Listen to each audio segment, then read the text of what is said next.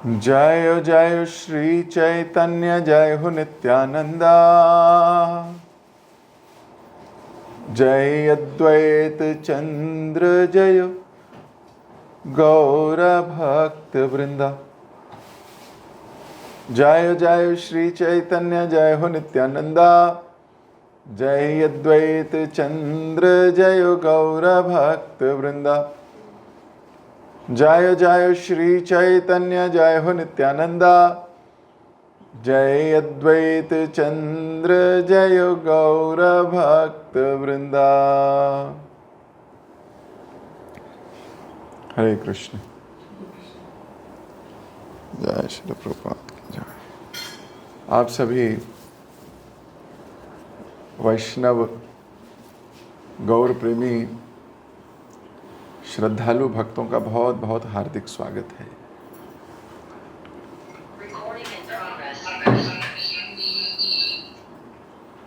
यूं तो आसान नहीं कलयुग में भगवान के प्रति रति या प्रेम उत्पन्न करना, और ये कोई साधारण बात भी नहीं। समय एक था जब कोई अगर घर में भक्त नहीं होता था तो उसको अनसोशल कहा जाता था। उनको कहा जाता था ये क्या राक्षस पैदा हो गया।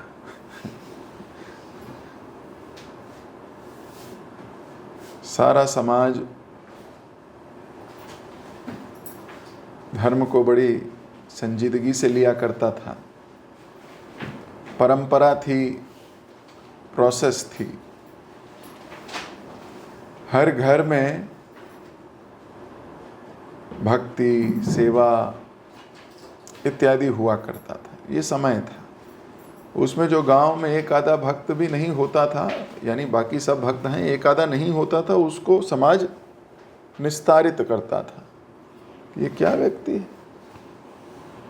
जैसे जैसे कलयुग का प्रभाव पड़ा, भक्तों की संख्या में कमी होती गई और ऐसे लोग बढ़ते चले गए।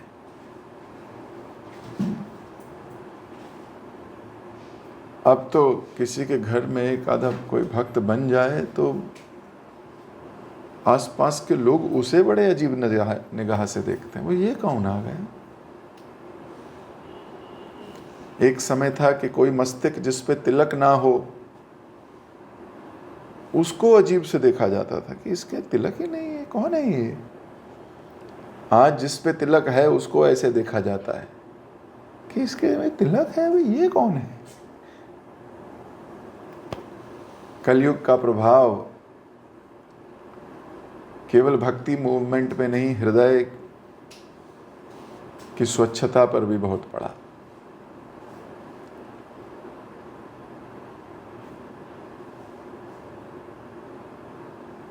भक्ति या भक्त जब दिखते हैं किसी को, संसार के लोग को, वो कहता है ये एबनॉर्मल है।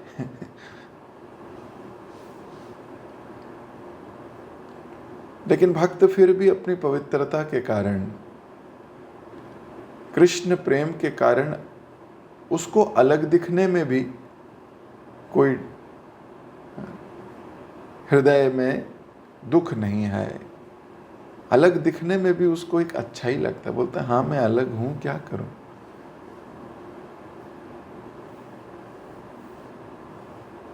तो कलह के इस युग में जहां भक्ति को नॉर्मलाइज नहीं किया गया और शुद्ध भक्ति को तो बड़ी एबनॉर्मल एक्टिविटी बना दिया गया है। समाज के लोग जहां कहते हैं ये इतना करने की क्या जरूरत है, ऐसे थोड़ी भक्ति हो। भक्ति तो हम भी हैं, दिया जलाओ उससे भक्ति हो जाती है। भगवत गीता को लाल कपड़े में लपेट के धागा बांध के ऊपर टांग दो अलमारी में, यही भक्ति है। हमारे घर में भी भक्ति है।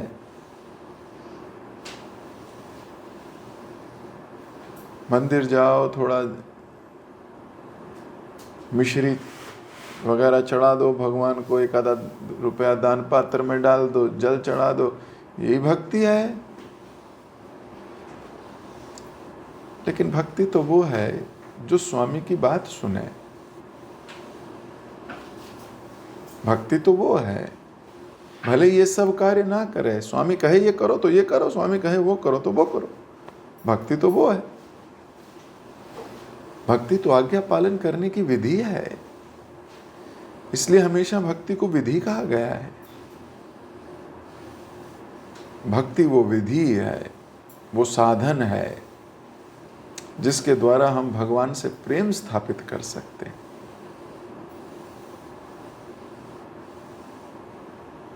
तो कलह के इस युग में जहां इंसान केवल अपने विषय में सोचता है, अपने से बाहर देखना आया ही नहीं उसको, हर चीज में ये सोचता है कि मैं कंफर्टेबल हूं कि नहीं, हर चीज में सोचता है मुझे मजा आएगा कि नहीं, हर चीज में सोचता है मुझे अच्छा लगेगा कि नहीं। ऐसे कलह के युग में भक्त लोग निस्वार्थ होकर, अपने को भूलकर भक्तों की या भगवान की आज्ञा पालन करने में लगे हैं। ये तो बहुत एक अजूबा है, अजूबा।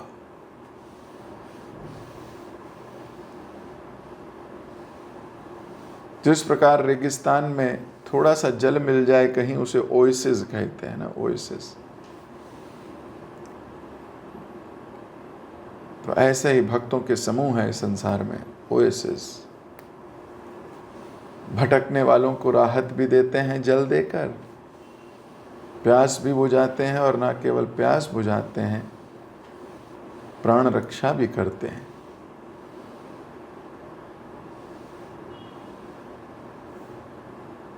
तो भगवान की कथाएं सुनना, भगवान के विषय में जानना, भगवान को समझने का प्रयास करना और उनसे जो अपना संबंध है उसको बार बार याद दिलाना, मैं आपका दास हूं भगवान, मैं आपका दास हूं, इस दास को सेवा दीजिए।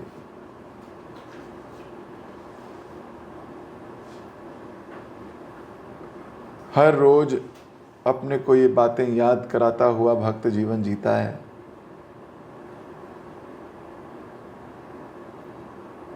ताकि उसका संबंध भगवान से प्रगाढ़ हो जाए, उसका संबंध और गहरा हो जाए। तो इसी संबंध गहरा करने के लिए हम लोग शास्त्र भी पढ़ते हैं, ताकि हमारा भगवान से संबंध थोड़ा गहरा हो। केवल इंटेलेक्चुअली स्ट्रांग होने के लिए नहीं पढ़ते कि नहीं अब मैं ज़्यादा अच्छे तर्क वितर्क कर पाऊंगा, मेरे पास और बातें होंगी करने के लिए, मुझे और कहानियाँ आती होंगी और कथाएं पता होंगी। ये केवल उद्देश्य नहीं है, ये तो बहुत छोटा उद्देश्य है। दूसरों को भक्त तो बाद में बनाएंगे, पहले खुद तो बन जाएं। लेकिन हमें ये कथाएं चाहिए होती हैं अपने मन को काटने के लिए भी।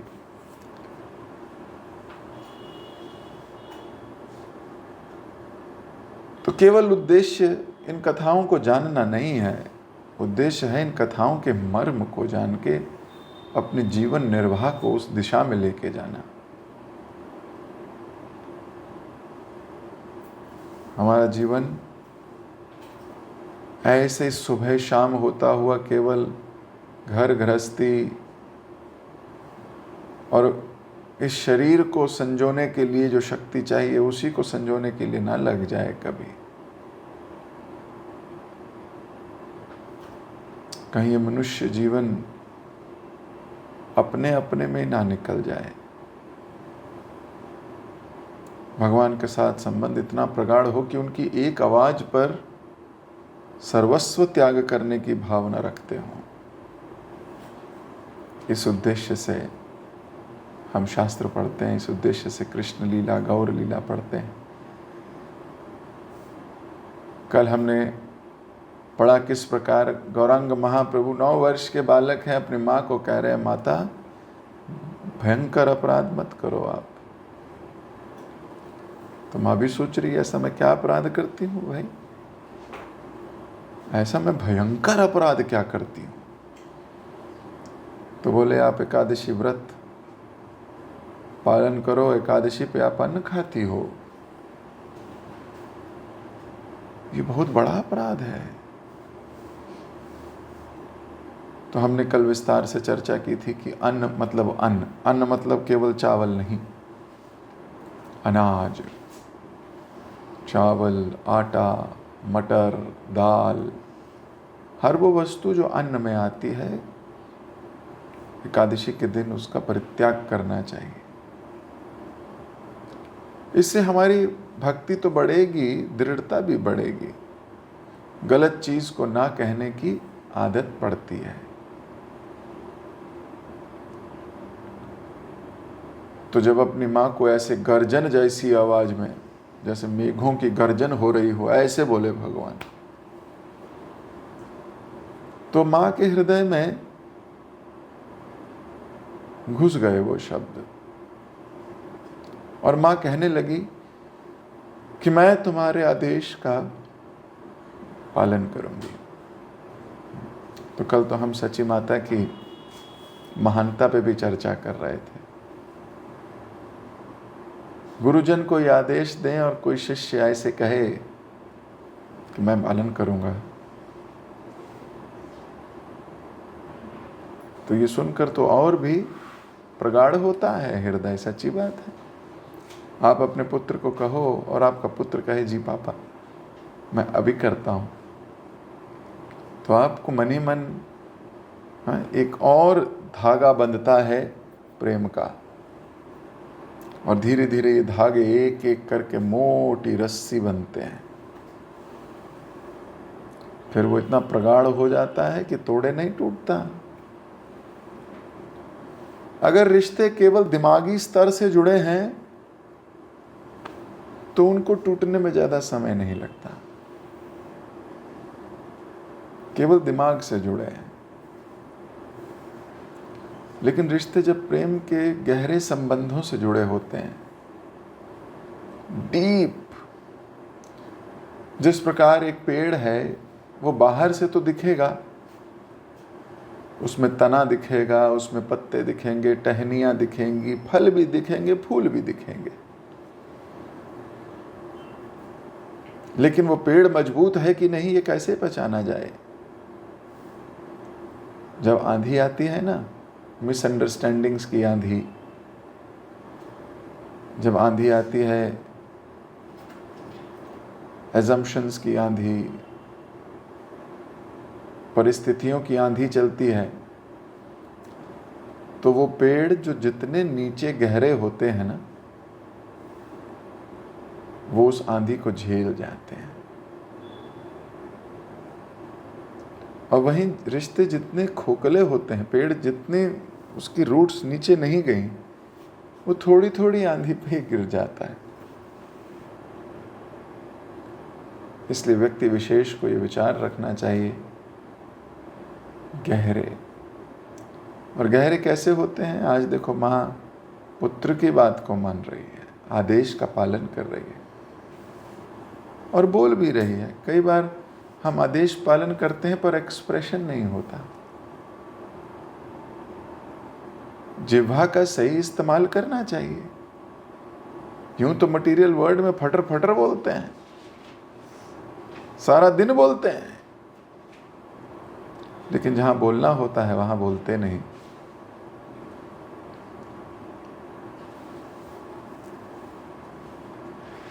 तो एक्सप्रेस भी किया माँ ने। अब जब माँ ने ऐसा कहा कि मैं आपकी आज्ञा का पालन करूंगी बेटा, तो इसका क्या प्रभाव पड़ा महाप्रभु पे, ये पढ़ते हैं। ऐसे शब्दों का क्या प्रभाव पड़ता है गुरुजनों पर। सुनिया मायर बोल संतोष हृदय, धर्म सिखाइला से अंतर सदय, अपनी माता के ये वचन सुनकर भगवान गौर प्रसन्न चित्त हो गए। इस प्रकार से उदार हृदय भगवान ने धर्म की सिद्धांत सिखाया। भगवान को संतुष्टि होती है, भगवान का हृदय प्रसन्न चित्त हो गया। चित्त मतलब हृदय, प्रसन्न मतलब खुश। कभी हृदय से खुश हुए हो? मतलब हृदय से खुश कम होता है। व्यक्ति ऊपर ऊपर से खुश होता है, जोक सुनता है, लाफ्टर देखता है, तो उसको हैप्पी नहीं बोलते, उसको there is a difference between happiness and laughter.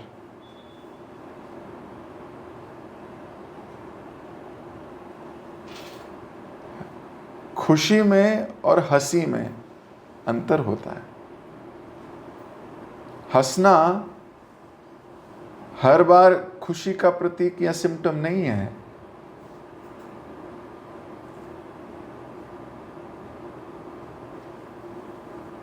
लोग तो बेमतलब हंसने का प्रयास करते हैं और उनको लगता है हंसने से अच्छा हो जाएगा सब। हाँ, कई लोग तो लिख देते हैं laughter is the best medicine. It is not true.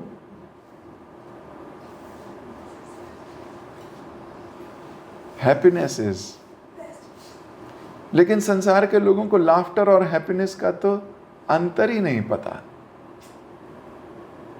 वो सोचते हैं लाफ्टर इज हैप्पीनेस। वो बोलते हैं हंस रहा है इसका मतलब खुश है, लेकिन ऐसा नहीं है। शास्त्र वचन ही नहीं, ये तो संसार के जो थोड़ा गहरा सोचते हैं वो ही बोलते हैं। एक तो इस पे गजल भी लिखी गई थी, है कि नहीं? तुम इतना जो मुस्कुरा रहे हो, क्या गम है जिसको छुपा रहे हो।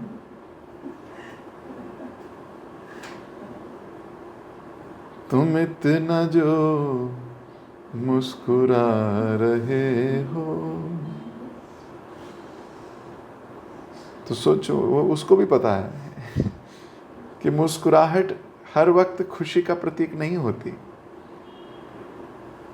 क्या गम है जिसको छिपा रहे हो, तो कोई गम है ना अंदर हृदय में। व्यक्ति प्रिटेंड करता है कि वो खुश है।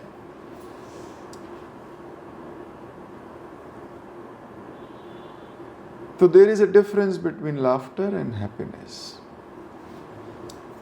चित्त प्रसन्न होना, हृदय जब प्रसन्न होता है उसके कई सिम्टम हैं, जिसमें से एक है मुस्कुराहट। लेकिन जब आप चित्त से प्रसन्न होते हो तो आप उस इमोशंस को फील कर सकते हो। आपके हृदय में उस व्यक्ति के प्रति बहुत गहरा प्रेम उत्पन्न होता है, बहुत गहरा प्रेम। हृदय से आशीर्वाद निकलता है। ऐसी आशीर्वाद नहीं निकलता, वो तो नॉर्मल आशीर्वाद है। कुछ आशीर्वाद हृदय से दिए जाते हैं जब कोई हृदय जीत लेता है।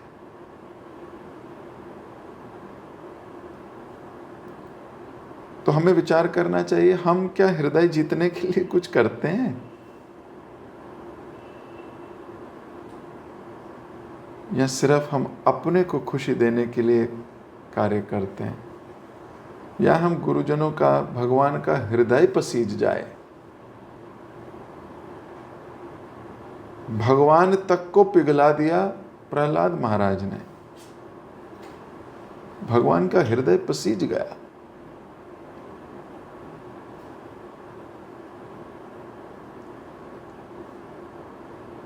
कुछ ऐसा कृत्य, कुछ ऐसा कार्य जिससे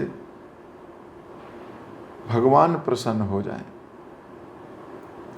यस्य प्रसादा भगवत प्रसादो, यस्य प्रसादान न गति कतोपि।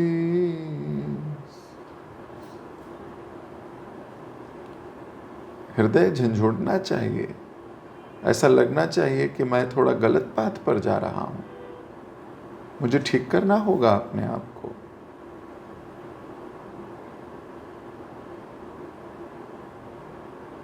भगवान की बात सुनी, भगवान की बात मानी, तो भगवान कितने प्रसन्नचित्त हैं। सोचो, जीव आप में से कितने लोग चाहते हो कि भगवान हमारे से बहुत प्रसन्न हो। चाहने से कुछ होता है क्या इस संसार में?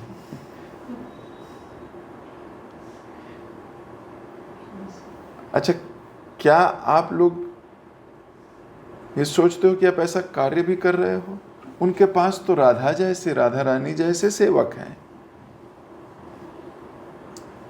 प्रभुपाद जैसे सेनापति, वो मुझे क्यों देखेंगे?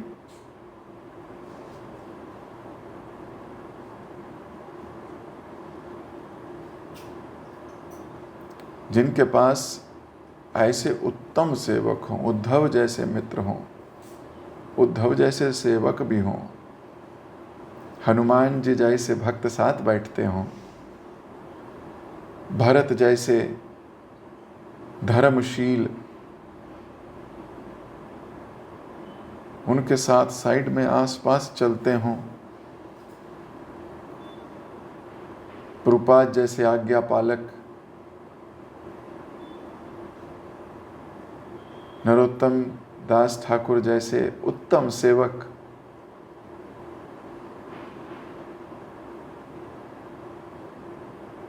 रूप रघुनाथ सनातन जैसे हृदय पढ़ने वाले भक्त,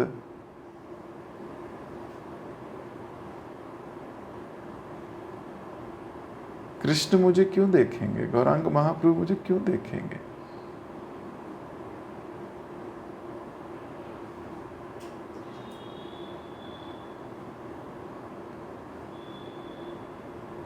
क्या मेरी गतिविधि उनके हृदय को छूती होगी?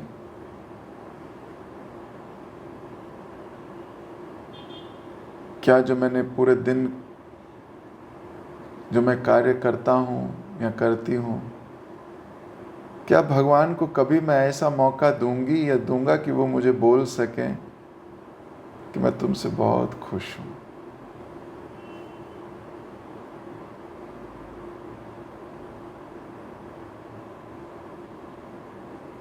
I am very happy.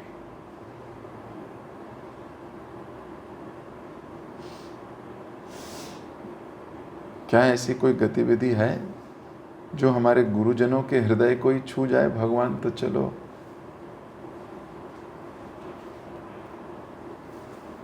इसे वही कह दे कि ये तुमने क्या कह दिया, ये तुमने क्या कर दिया, thank you, I am so happy for you.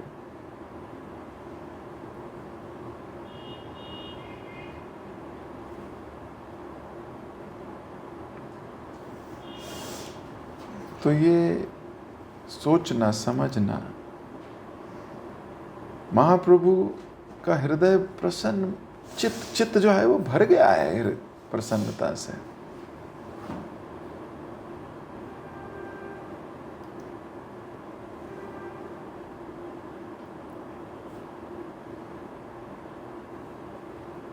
क्यों भरा है? जीव भक्ति स्वीकार कर ले तो जो भक्ति बांट रहा है ना, उसको बहुत अच्छा लगता है। महाप्रभु ने अभी एकादशी भक्ति बांट रहे थे महाप्रभु, और जीवात्मा ने स्वीकार कर लिया, आज्ञा मान ली है।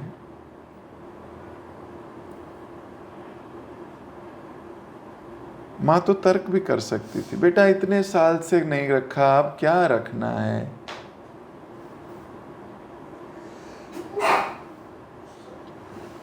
शरणागति भगवान को बहुत प्रिय है।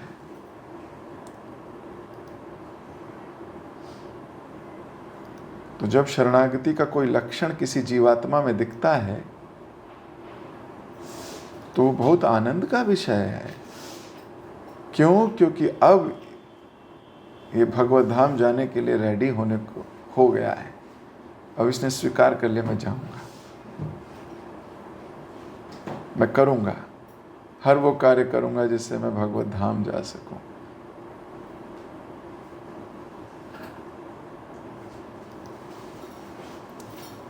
से ही काले एक द्विज आसी आचंबिते, आने दिल गोया पान अति शुद्ध चिते। उसी क्षण एक शुद्ध हृदय ब्राह्मण अप्रत्याशित रूप से वहां आ पहुंचा।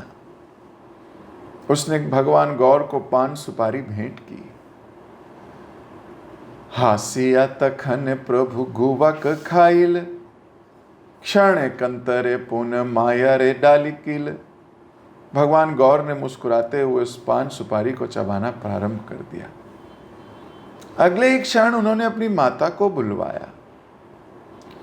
माया रे कहिल प्रभु आमी जाए गेह, यतने पाली ही तुमी निज सुत है।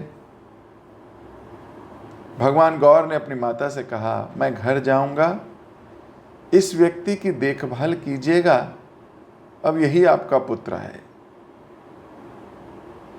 इहा बलि क्षणार्धन निश्चेष्ट होय राही, दंड परिणाम करे लौटाइया वाही। इन वचनों को बोलने के आधे पल के पश्चात भगवान गौर जड़ हो गए। वे एक डंडे के सदृश भूमि पर गिर पड़े। निशब्दे रहिला पुनः शचि तरासित, गंगा जल मुखे देई हृदय त्वरत। उन्होंने कोई आवाज नहीं कही। शची देवी भयभीत हो गई, उनके दिल की धड़कन तेज हो गई और उन्हें पुत्र के मुंह में थोड़ा सा गंगा जल डाला। क्षणिक तखन प्रभु होइला संवित, सहज रूपेर तेज घर अलौकित। अगले ही क्षण भगवान को पुनः होश आ गया। उनकी शारीरिक कांति ने कमरे को प्रकाश से भर दिया। माया रे कहिला प्रभु आमी जाए गेह, एक कथा विचार करी बारे आछे केह। भगवान गौर ने अपनी माता से कहा, मैं घर जाऊंगा। इन शब्दों को समझने की क्षमता किसमें है? ये भगवान ये क्यों कह रहे हैं मैं अपने घर जाऊंगा, मैं घर जाऊंगा? अरे घर में ही तो है, फिर ये क्यों कह रहे हैं मैं घर जाऊंगा? कोई समझा नहीं इस बात को। श्री मुरारी गुप्त वेजा प्रभु अंतरीण, सर्व तत्व वेता से भकत प्रवीण।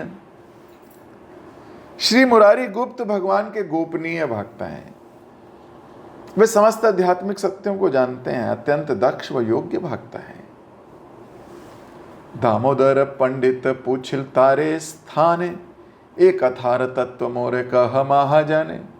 दामोदर पंडित ने उनसे पूछा, हे महान आत्मा, कृपया उन शब्दों का वर्णन करके मुझे समझाइए।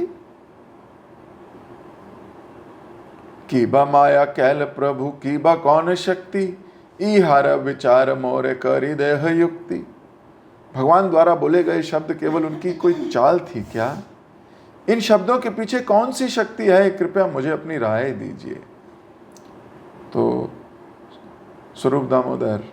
दामोदर पंडित पूछ रहे हैं हनुमान जी से, मुरारी गुप्त से। मुरारी गुप्त हनुमान जी क्या बता रहे हैं? तो मुरारी गुप्त से पूछ रहे हैं कि मुझे समझाइए, ये कोई चाल है क्या उनकी? क्या है आपकी, क्या राय है? मुरारी कहे शुन शुन महाशय, आमी की सकल जानी कृष्ण आशय। मुरारी गुप्त ने उत्तर दिया, सुनिए महाशय, सुनिए। भगवान श्री कृष्ण के हृदय में जो कुछ भी है उस सब के विषय में कैसे जान सकता हूँ? अपनी बुद्धिमता से जितना भी समझ सका उतना मैं तुम्हें वर्णन कर दूंगा। ये भक्त की क्वालिटी है। वो कभी ये नहीं कहता कि मैं सब जानता हूँ, मैं तुम्हें समझाता हूँ, इधर आओ। वो ये नहीं कहता। वो कहता है कौन जान सकता है भगवान की लीलाओं को, लेकिन फिर भी जो मुझे समझ में आता है मैं वो समझाता हूँ। इतना प्रेम है भगवान से, इतना आदर है। ये एक्चुअली में भगवान के गुण से ज्यादा भक्तों के गुण हैं। ये भक्त हैं, अब ऐसे गुणवान भक्त हैं कि भगवान में गुण चुन चुन कर निकालते हैं। भगवान तो छुपा के रखते हैं, लेकिन ये भक्तों के अपने गुण हैं जो भगवान के गुणों को उजागर करते हैं। अब कोई व्यक्ति ने बोल दिया मैं घर जाऊंगा और कह दिया ऐसा, अब इसमें क्या ही चर्चा करनी है। बालक है, कुछ भी कह सकता है। बालकों की बात को कोई क्या इंपॉर्टेंस देता है। प्रभुपाद जी बोलते थे बालक और बुढ़ों की बात को कौन इंपॉर्टेंस देता है।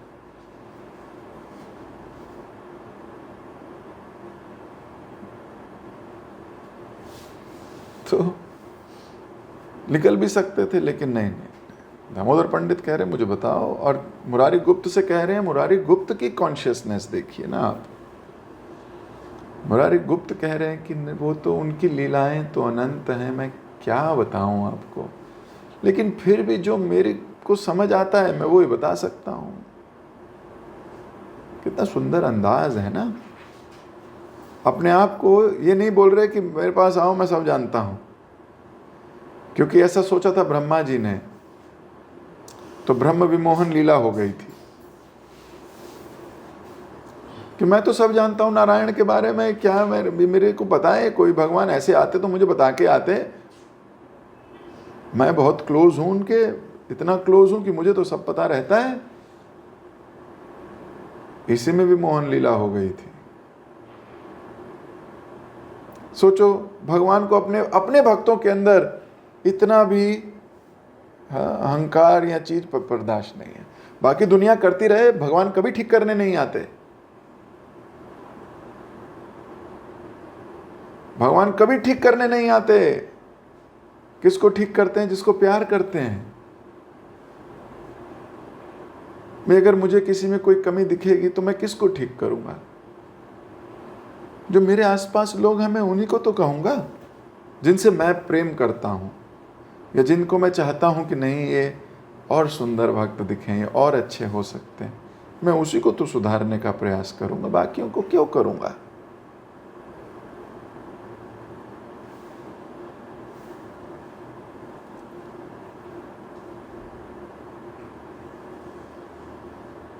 जो जैसा कर रहा है करता रहे, हमें क्या फर्क पड़ता है। सच्ची बात है। तो भगवान ने ब्रह्मा जी को ठीक किया। क्यों? ब्रह्मा जी प्रिय है, प्रियजन है, स्नेह है भगवान का ब्रह्मा जी से।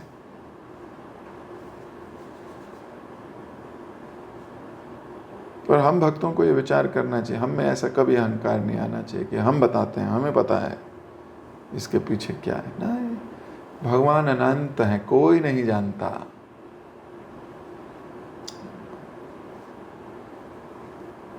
लेकिन हमारे आचार्यों की कृपा से कुछ कुछ वो कह गए, बता गए अंदरूनी बातें। तो अभी मुरारी गुप्त कह रहे हैं कि जो मुझे लगता है मैं बताता हूं। तो जो भगवान के हृदय में है, जो कृष्ण के हृदय में है, मैं सब कुछ कैसे जान सकता हूं? लेकिन जितना समझता हूं बोल रहा हूं। और फिर ये भी बोल रहे हैं कि जो मैं बोल रहा हूं यदि उचित लगे तो स्वीकार करना।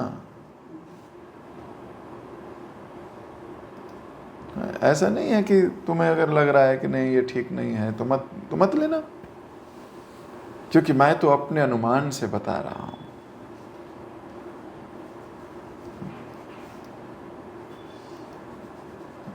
फैंटास्टिक। कैसे डिवोटीज को एक दूसरे से बात करनी चाहिए, बहुत सुंदर। ये किछु कहिए निज बुद्धि अनुमाने, युक्ति सिद्ध होए यदि रखिया पराणे।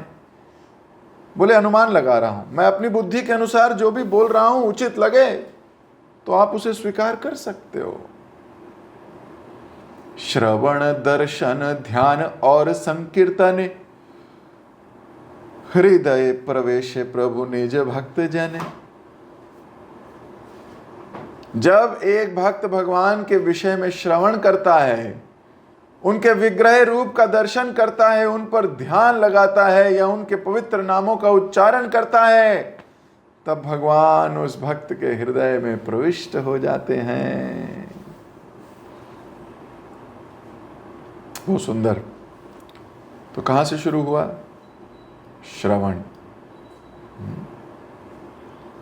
जब भक्त श्रवण करता है उनके बारे में, जब हम भगवान के विषय में श्रवण करते हैं, उनके नाम जप करते हैं, जब उनके विग्रह रूप का दर्शन करते हैं, उनका ध्यान करते हैं,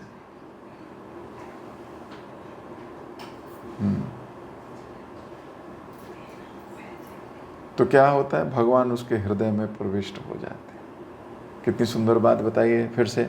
श्रवण, दर्शन, ध्यान, संकीर्तन, 4 बातें बताइए।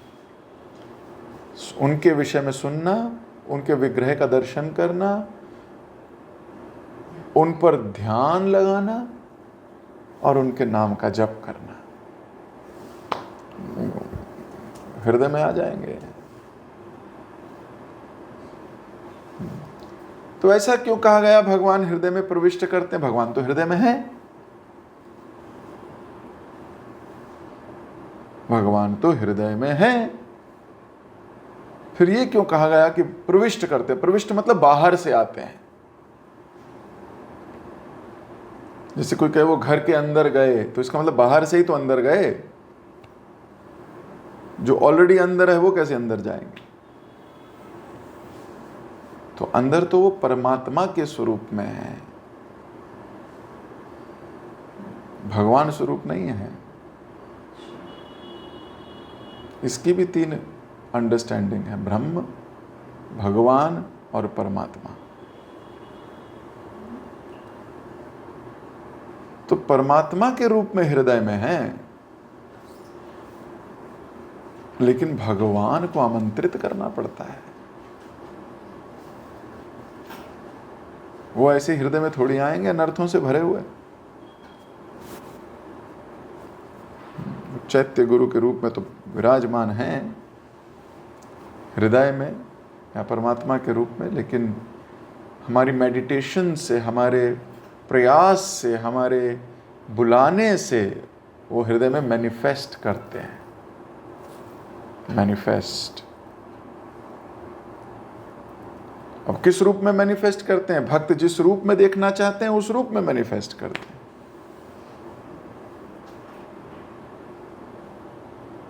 आप जिस रूप में देखना चाहते हो वैसे मैनिफेस्ट करेंगे।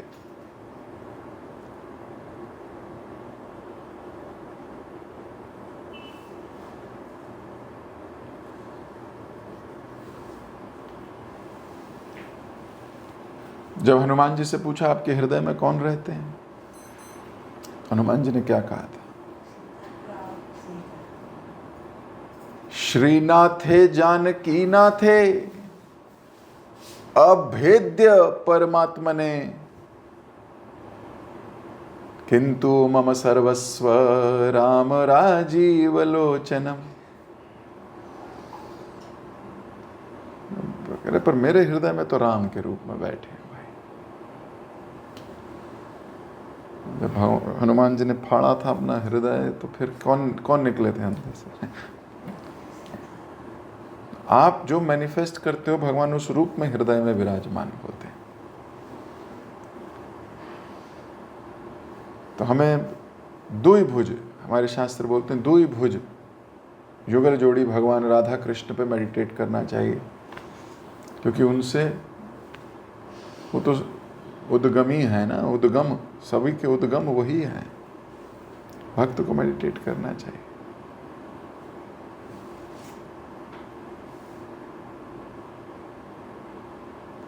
तो जब आप जप करो, मेडिटेट करो बाबा, अच्छे से जप करो। मैं भक्तों को जानता हूं, उनके जीवन में बहुत स्ट्रगल है, सारा दिन बेचारे बहुत मेहनत हो रही है, पर फिर जप करने बैठते हैं, बहुत अच्छे से जप करते हैं।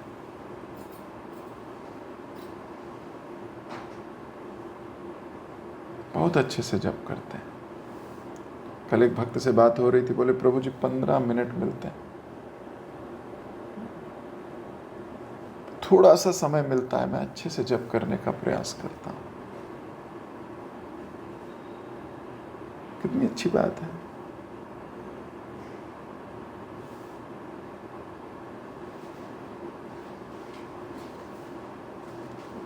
इतनी मुश्किलात होते हुए भक्त लगा है कि एटलीस्ट मेरा जब बुरा नहीं होना चाहिए, ये मेरी प्रमुख सेवा है।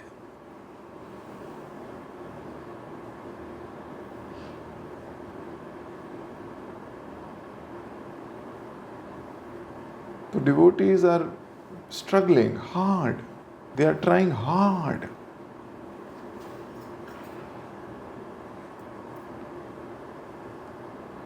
तो जब मेडिटेट करोगे अच्छे से, तभी तो भगवान हृदय में प्रकट होंगे, नहीं तो यहीं हो जाएंगे। ध्यान रखना, किसी को कृष्ण यहां से नहीं मिले हैं, यहां से मिले हैं।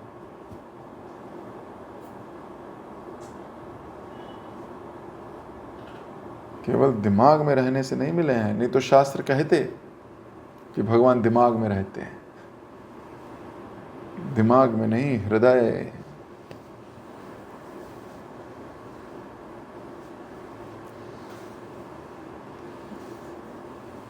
जब तक हृदय पिघलेगा नहीं, रोएगा नहीं, ग्रैटिट्यूड भरा नहीं होगा हृदय में। ग्रैटिट्यूड भी यहां भरा होता है कईयों के दिमाग में, वो यहां से यहां तक ट्रांसफर नहीं कर पाते। ये 14 इंच की दूरी जो है ना, करोड़ों जन्मों की दूरी हो जाती है कई बार।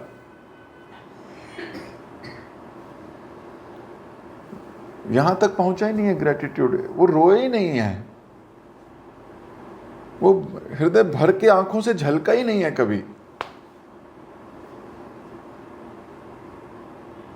यही है बस।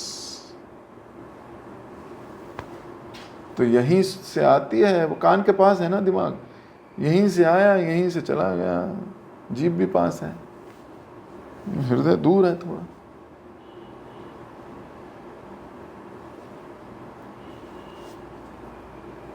तो मेडिटेट करना चाहिए।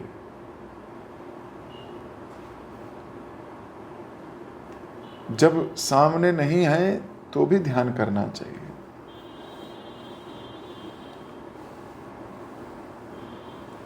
तो मैं अपनी वाणी को यहीं विराम दे रहा हूँ, समय हो गया काफ़ी। 2 मिनट मेडिटेट कीजिए कि आज हम क्या करेक्शन करें अपने जीवन में। अपनी गाड़ी को पटरी से इतनी सी भी ना हिलने दें, वापस लेके आए, नहीं नहीं नहीं नहीं नहीं, ठीक है ठीक है। क्योंकि अगर वो पटरी से और बहुत दूर निकल गई तो फिर हो सकता है वापस कभी ना आए। इतनी सी भी डिविएशन नहीं, वापस वापस वापस। 2 मिनट मेडिटेट करते हैं। हरे कृष्ण।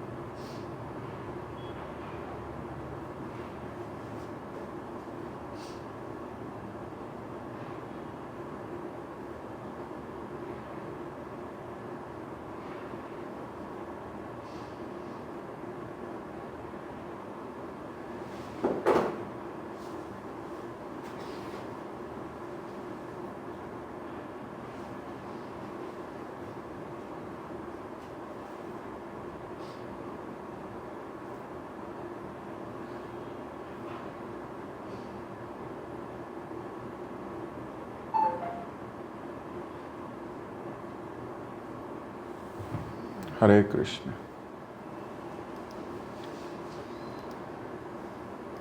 कृष्ण प्रभु जी, दंड प्रणाम।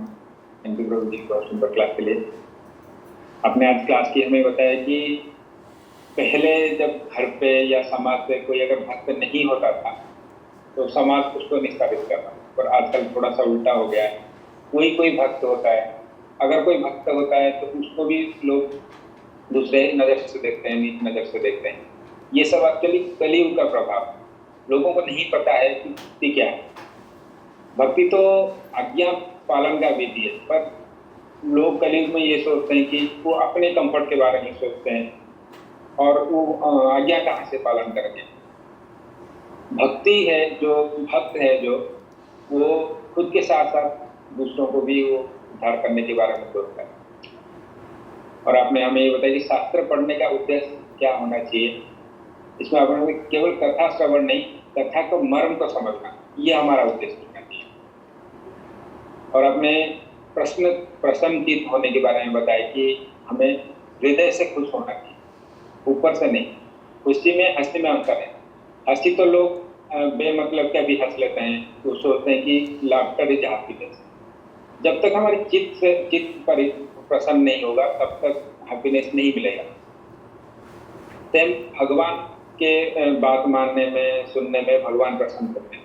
जब तक हृदय से भगवान जब प्रसन्न होंगे तब तक वो हमारी तरफ ध्यान देंगे, हमारी तरफ देखेंगे। जैसे प्रहलाद महाराज की तरफ देखें, उनके साथ ये।